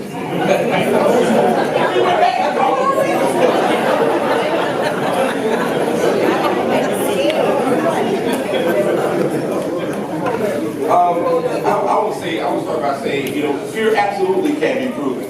And I think it goes both ways. You know, as a prosecutor, you know, when I see cases, and certainly my colleague can share his perspective on this, when I see cases as a prosecutor, I represent the police officer. I represent the city. But I also have a duty to make sure that whatever charge that has been brought before me is a rightful charge. And I need to always look and listen to find out whether or not somebody did operate out of fear, whether it be the police officer or the person the police officer stopped. Because oftentimes, if the police officer turns on his or her lights and sirens, but you're in an area that has no lights, the first thing you're going to do is to do what? Drive to where you might see lights. And that could, depending on what the police officer thinks, have the police officer believe you're trying to evade or run. Or if he's thinking the way you're thinking, not in fear, you're just trying to get to a well-lighted area. So it really does get down to what the reasonable person would do in the circumstances. When you're talking about whether or not fear, and you're testing whether or not fear was reasonable. Listen, we have 20 minutes left, right? And I want to make sure we get as many questions and answers as possible. So, can you keep your questions very, very to the point, as well as your answers? Just kind of concise them a little bit to make sure we get everybody in there. You get all that. Second question. So since most of the video recorders go to jail for recording police brutality, you have the right to videotape them since it's your personal device? You have the right, but I've seen, you definitely have the right. So the answer is yes. I've seen some things on Instagram lately though where people are pretty much provoking officers. I don't recommend you do that. I think the other part of your question, because a lot of times we don't do a good job explaining to young people what you're seeing. Particularly in the case with Eric Garner, what we see now, the young man who did the actual tape went to jail. What he went to jail for is not the videotape, because that's perfectly legal. He had a probation issue that was unresolved. And so what they did was targeted him, said he had a illegal gun, having an illegal gun in the possession of a felon. And that goes back to that felony conviction. And so therefore, they got him on a probation violation. So if we don't read into it, we think he went to jail because he was videotaping, but that's not the case. And so I think in another case, very similar to that. But you then become, when you put that kind of information out, as powerful that information becomes, you do become a target. You know, that's just a reality. And so, yeah, I would immediately, if you're videotaping and it has ended up on CNN, NBC's Channel 11 News, please call Attorney Weems or one of these attorneys up here beforehand. Or call me. I'll leak it, because I'm out on bond now. But on your own, without consultation with somebody that can be a buffer for you. All right? He is out on one. Charles Bensick, it's a two-part question, it's kind of coming into the same thing. I mean, I'm a big believer in profession, and we, the police, lawyers, and everybody should bring something along with it, and citizens should have support. That being said, I've heard a lot about what we the citizens should do to alleviate policing fear and everything else. I really haven't heard what Georgia and Minnesota or anywhere else in the open carry laws are established. What is the protocol for the police officer if they happen to see a gun and it's legal and I'm dealing with parents? And the band, have a holiday for the RNC and not do it there, but it's an open carry state. But the guns start to fear, and then we get to the professional part and transparency, which is how is it? It's easy to tell us as citizens, yeah, will you be scared? Well, what is the difference in professionalism as it pertains to police officers and regular citizens? I would think if I'm testifying with a gun for somebody with a gun that I'm going to fear a lot of, but as a police officer who's trained and de-escalate XYZ, I mean, kind of what's that difference? What's that there? The law that I understand that has recently been changed in terms of open carry allows for any citizen to possess and carry a firearm, and law enforcement cannot question you about it. But the key thing is in terms of how you carry it.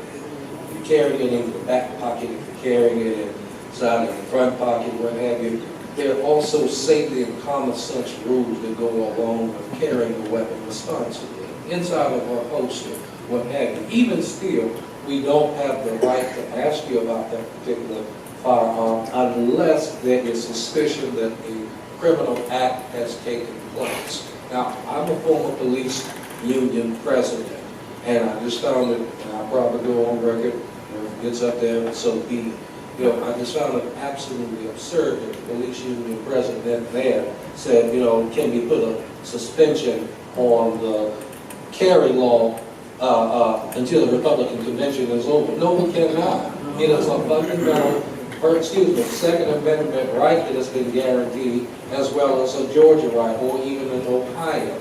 So with that, based upon, unfortunately, what the color of the person is at that portion in time, we see it down the Georgia Capitol all the time. White males that come down with AR-15s and M16s, what have you, open carry. No one questions that. When you're carrying that weapon, still have some responsibility for yourself, because you're automatically in that focus, but at the same time, as long as you're not engaged in criminal activity, that is your Second Amendment right. And because of matter of transparency, what is the protocol for approaching anybody with a gun? What's the protocol for approaching any one of these people? You see the gun, you see somebody carrying it. Can I see the license? Well, again, that's not inside the law. That's not in the law that we can even come and approach you about it. I think it's even gotten to the point, not stand to be corrected, even you can't approach a person who may have been convicted of a felony. They got a weapon, they have a weapon. But if you are engaged or you are in suspicion of having committed a crime, then that's when we can engage and take next steps, what have you. So, you get a lot of officers, I've heard, that try to circumvent that particular law, but again, that makes them just as much as illegal in their approach towards you. We've had cases in our courtroom where we have to dismiss it because, like you said, it can't. Don't think that apply to you, brother. Let's give the law, let's give the law. Yeah, I'm saying now, here's the thing. Neely Fuller says this, I said all the time on my show. Unless and until you understand racism and white supremacy, anything else you seek to understand will simply confuse you. Because that's a good legal answer. But you walk out here today and you got a gun on your shoulder, all bets are off. Because what the officer then will say is, he had a gun, I feared for my life, I didn't know whether he was going to draw down on me or what. So just be careful. Know that it's a powerful responsibility to own a gun. But you better be prepared to jump through some extra loops that our brother sitting next to you may not have to jump through.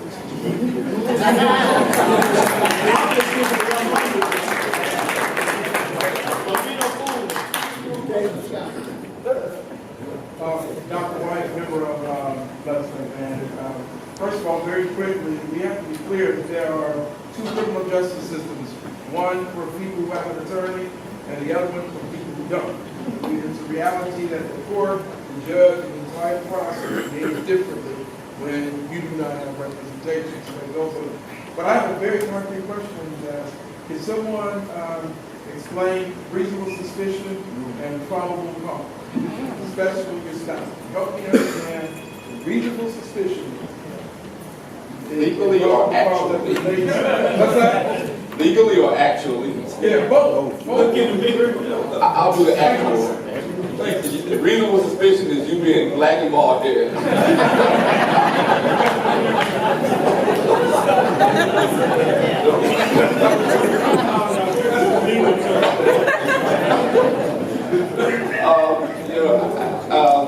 I'll take, I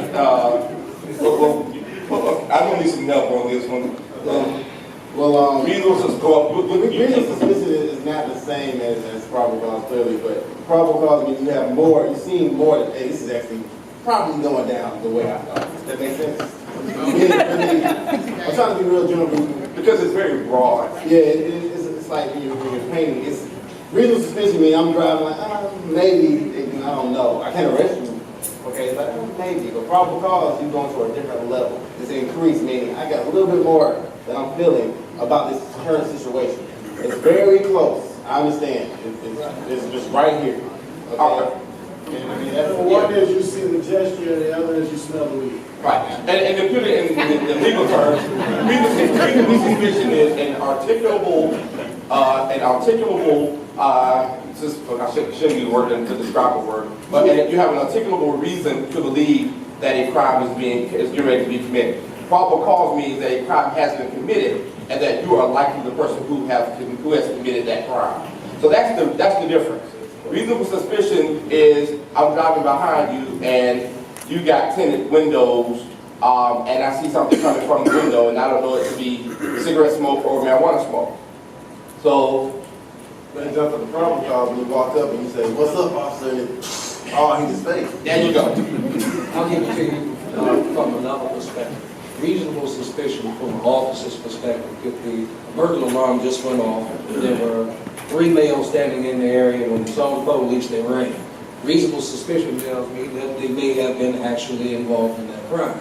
I can now go and pursue, but now I have to connect the actual facts and circumstances that they probably was just as scared when the damn alarm went off. And now we have to find, the same way we find to try to prosecute someone, it's the same way we have to try to find the exonerated. Okay, my reasonable suspicion was off, so therefore I'm not going to go to the next level of probable cause to try to get a conviction on you.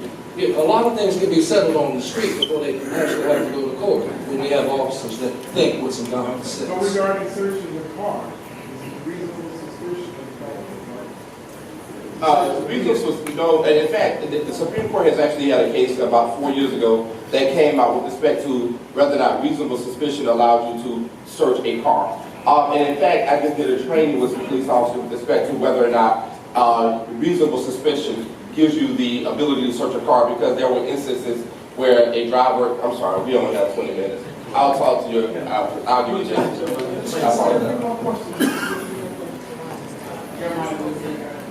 Two parts. One is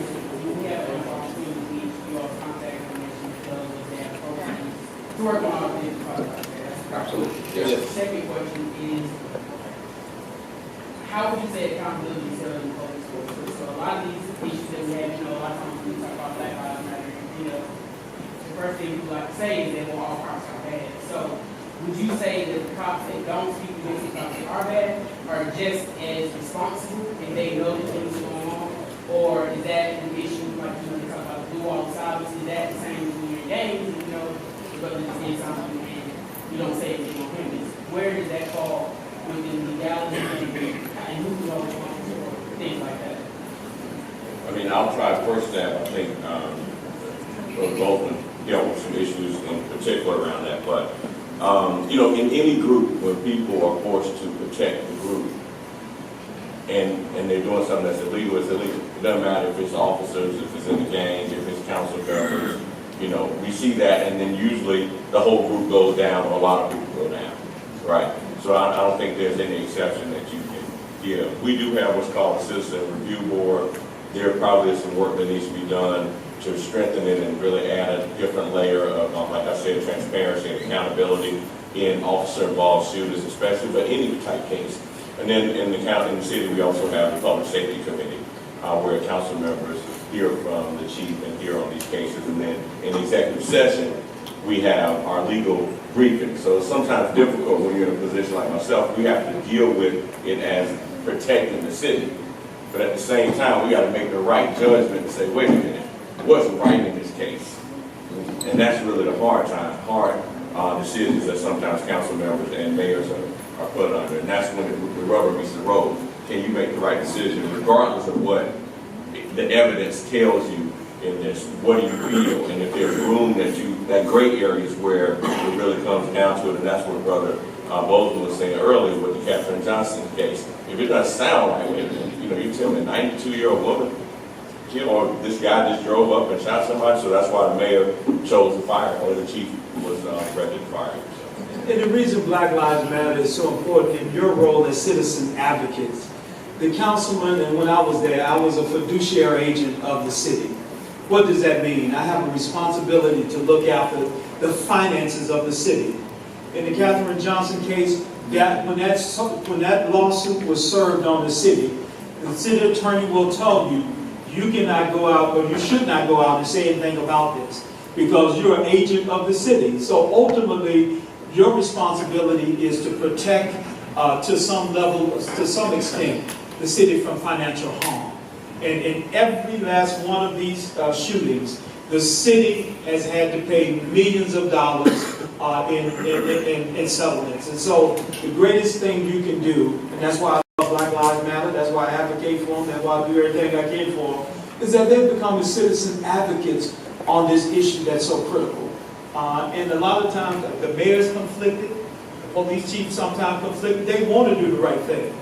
But they are told, and I will just say this as an example. A lot of respect for George. I grew up in this city, but a police officer had run over an old man on Metropolitan Parkway.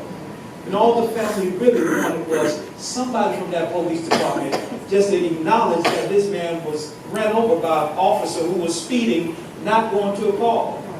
I had to go up to Chief Turner and say, man, just pick up the phone and just call the family. They're not really looking to hurt the city.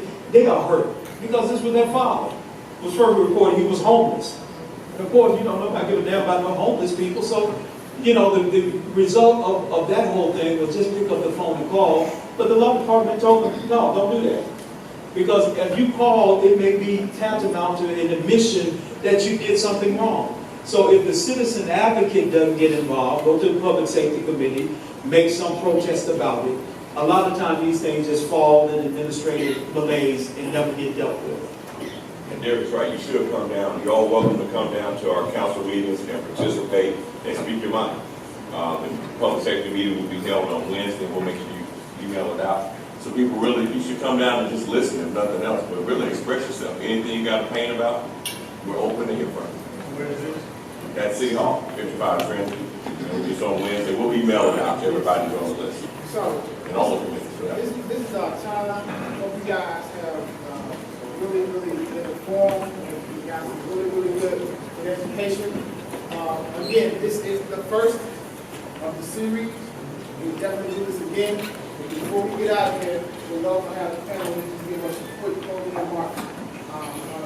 I just want to say thank you all for participating. We've got a lot more work to do, and a whole lot of work, but it's up to us staying in the room and coming down and participating. As Derek said, you got to come down and show up and hold everybody accountable. If you're not there, it's not going to happen. Thank you too for arranging this, and thanks to the panelists. I want to say thank you, and once again, I work for you. As district attorney, my salary is paid by citizens.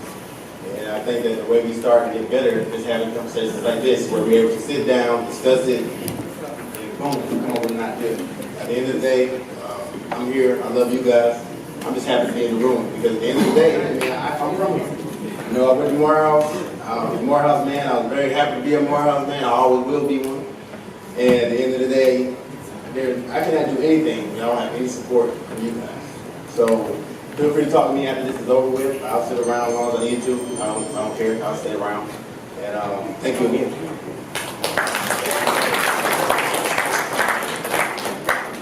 The Bible is very clear that my people perish for lack of knowledge. And I think that God uses me in a mighty way in this panel, where that God uses in a mighty way. And we're here to give them knowledge of His power. We want to make sure that we're informed with all the things that we need to be informed to do what God's called us to do. But I want you to hear this. It's also a spiritual warfare. And God is still in control. And He said, if my people will call by my name, will humble themselves and pray and seek my face and turn from their wicked ways, then will I hear from heaven and heal their sins and heal their land. Somebody said, God is still God. And He's over all. And I trust Him. And He's the one that's truly in control.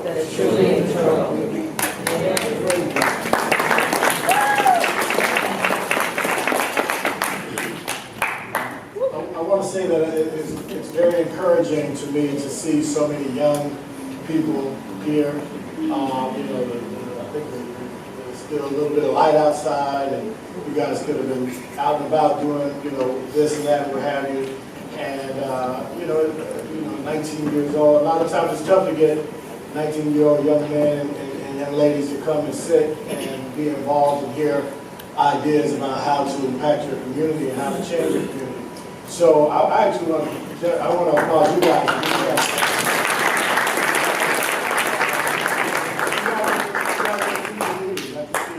That these are going to be the leaders of our community. Sir, if I could real quickly write these two things down. USC 14141, USC 14141, and USC 242. Both of those deal with conspiracy against rights, dealing specifically from police officers as well as police misconduct. We can also file formal complaints. The benefit of our experience is that you don't have to go down that same particular road. One of the key things that I'm doing with churches, colleges, universities, communities, I've actually prepared a manual that I'm actually teaching about constitutional rights. What is your responsibilities, but also what is your rights when you come into situations with police? How to handle those situations appropriately. So with that, I look forward to that being a part of maybe the second discussion. Very provocative. If it can change a Cobb County police officer's mind when he told me my daddy was clean, my granddaddy was clean, Mr. Rambo, I'm not too far from it. The class you took me through changed my mindset. We have to change the mindset. We have to change the cultures of the agencies. So if I'm bold enough to present it before law enforcement agencies across the state, I have no problem coming back into the community. Last but not least, I ask that you all give a round of applause. I'm from a single mother home, so from Gary, Indiana, and she likes to say, I had a well-whooped ASS. That kept me in the check. So please give it up for my mom for seeing me.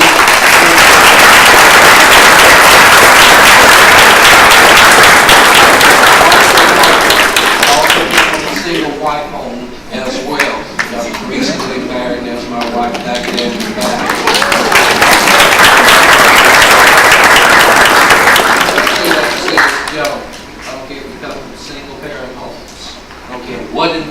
that you gained from Atlanta?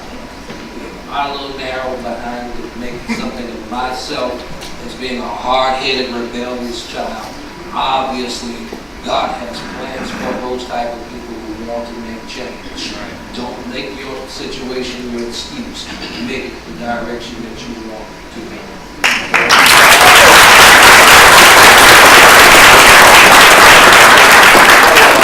I want to say thank you to brother and to Brothers United for putting this on. You guys are actually, this is a phenomenal conversation. It just has to continue. I certainly have to say thank you to one of my mentees, Lamar White. I would love to take credit for finding John While Black. Like I said, I don't own it, but he almost showed it to me. But get it, John While Black. I think that's one of the most phenomenal apps that you can use right now that will really arm you, because just sitting there before this even came out, I would turn my recorder on, or I would just call somebody and say, listen, I will put up by the police. Just listen. Because in this time, it's scary. It's scary outside. And we don't have all the answers, and nor do we have all the questions. But the thing that I've learned is the police who are doing these shootings are not the good police. They're the bad ones. And there are some good police officers out there. They're in my family. Some are not in my family, of course. But we need to get rid of the bad ones. We need to get rid of the bad ones. But we also need to get rid of the people in our community who are going to take advantage of what we're going through. Because people are going to victimize each other. All of us in here want to do it the right way. There are others in our community who don't. And we've got to have this conversation and this dialogue so we can all get on one accord and move forward together. Thank you so much for letting me be here with you. My colleague, Dean Southern, Mike Southern, he was sharing this morning about this program this evening. One of the things I do here besides work with students, whether freshmen or seniors, so I do the summer academy. We have about 16 programs that come to our college. You're serving elementary age all the way to pre-college. The young men that you see in that corner there are from the Bronx, New York. They're here for 3 weeks. And I said, Mike, I got a great idea. Let me get the little brothers from the Bronx to come to this. So what's happened here, they're taking back to New York. You see how powerful this is? Those are some bright young men over there. Can y'all raise your hands?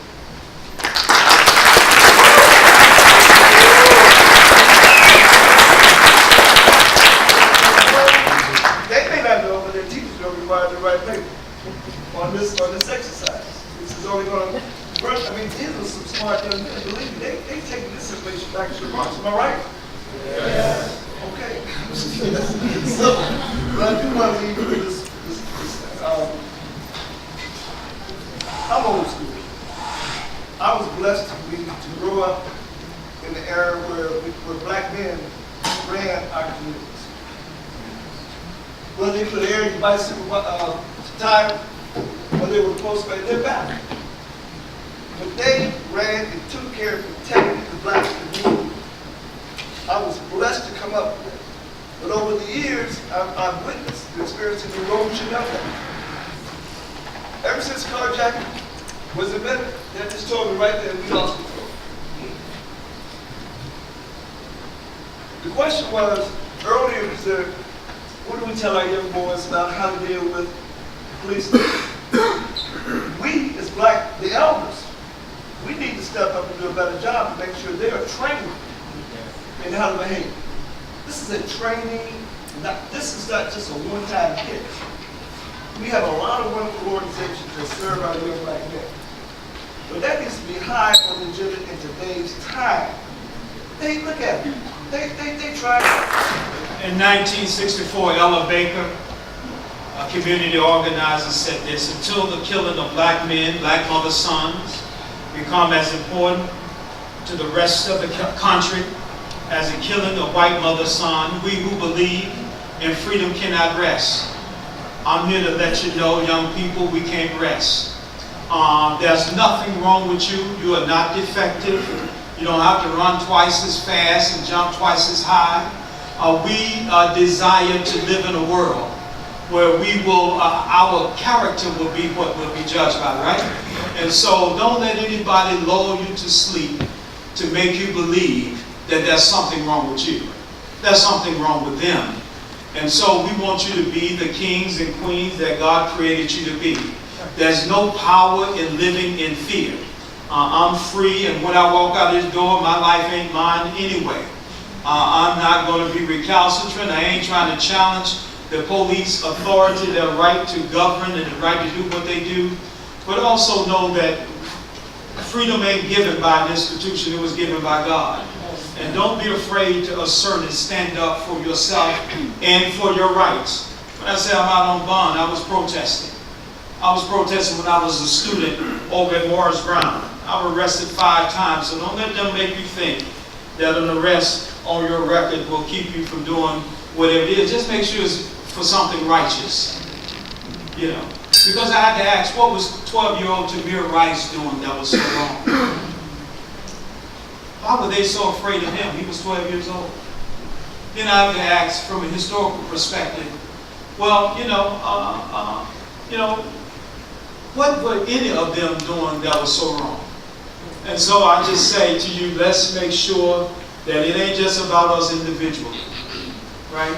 We got to make sure that freedom is a group experience. So whatever you learn, then go out and teach. I always leave you with a guide. One thing is, as an organizer, you ought to know how to organize people. So go get this book. It's called Organizing for Social Change, 4th edition. You can get it off online for about $20. But it'll give you some theoretical framework out of which you can go back into your community and do great work. I'm here for as long as y'all want to. I'll stand on the sidewalk if you need to talk to me for midnight, 1 o'clock, 2 o'clock in the morning. When I was clubbing, I didn't look at the time and try to figure out when it was a decent time to go home. So while I'm trying to get people free, I don't have a time to go home. So if you want to see me, I'll be out on the sidewalk. Thank you.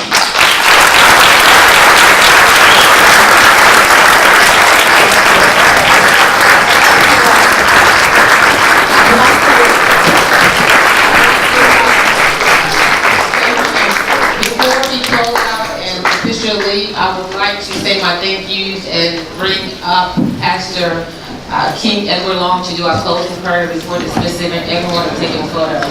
I would like to thank Ashley Moore with the Morehouse Communications Office. I would like to thank Morehouse College for hosting us this evening. Thank you again to our panelists. Thank you to all of you for coming out despite the rain, as these are very important issues that are affecting our communities and our children, our future, and our nation. Lastly, if you took photos this evening or videos, if you can make sure to hashtag brother2, the number 2 brother, hashtag Brothers United ATL, and hashtag Morehouse so that we can find the content. And if everyone can take their phones out and email brothersunitedATL@gmail, we'll be able to keep you all updated with the next panel. Again, we'll be holding these panels quarterly, and as long as we can invoke positive conversation, answer your questions, we know we're here to do that. There's a lot of work that still needs to be done. So without further ado, Pastor Long, if you can come up and close us out in prayer.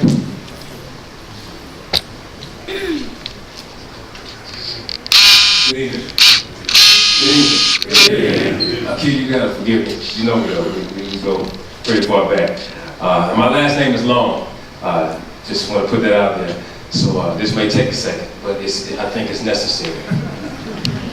Can I get everybody to stand to your feet for just a second, please? And if I could, just get everybody to move for a few reasons. Could we all gather right here in front of this, in front of the stage? Everybody from up top in the rafters, up in the stands, all this on the floor. If we could just come down, please.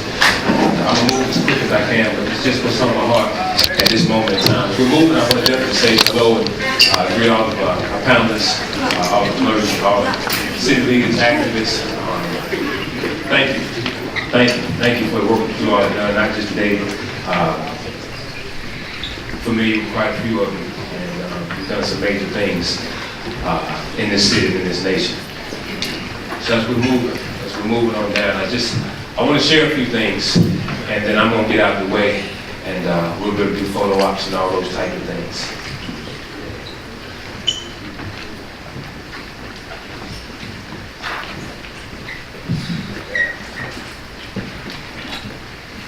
While I got you, I'm just going to talk loud if that's okay. If you could grab somebody's hand, to your left, to your right, lock arms with them, put your arm around the shoulder, whatever it is you feel most comfortable doing.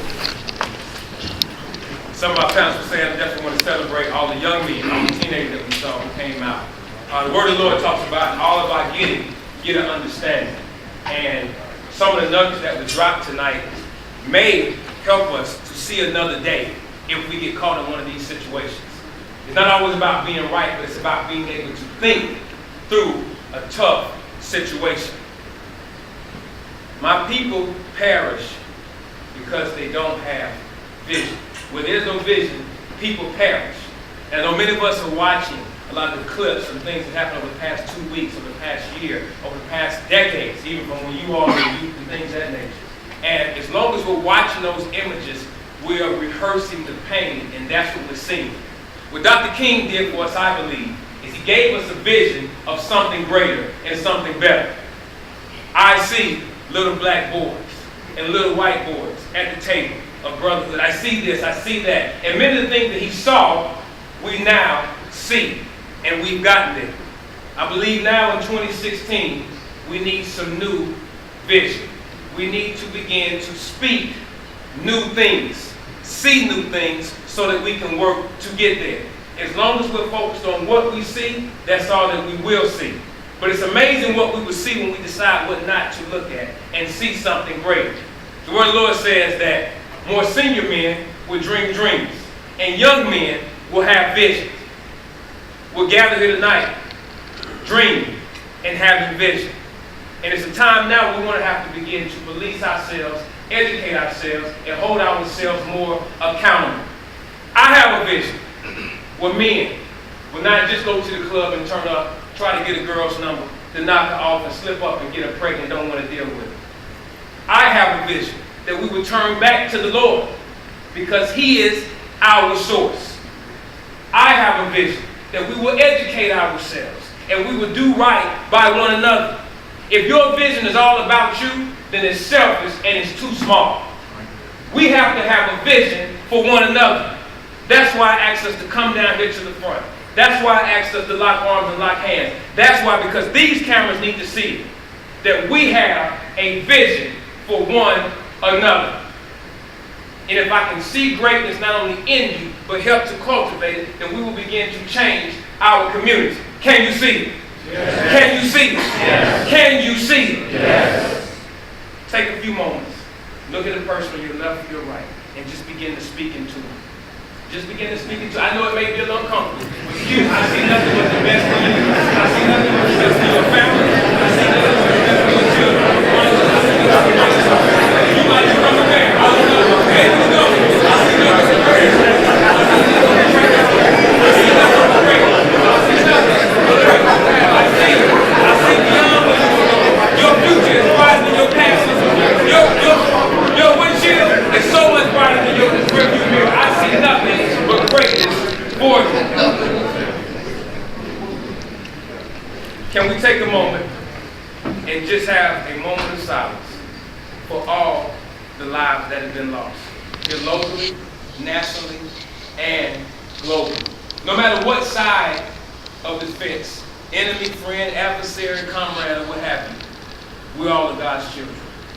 And we're just confused right now. Let's just take a moment of silence.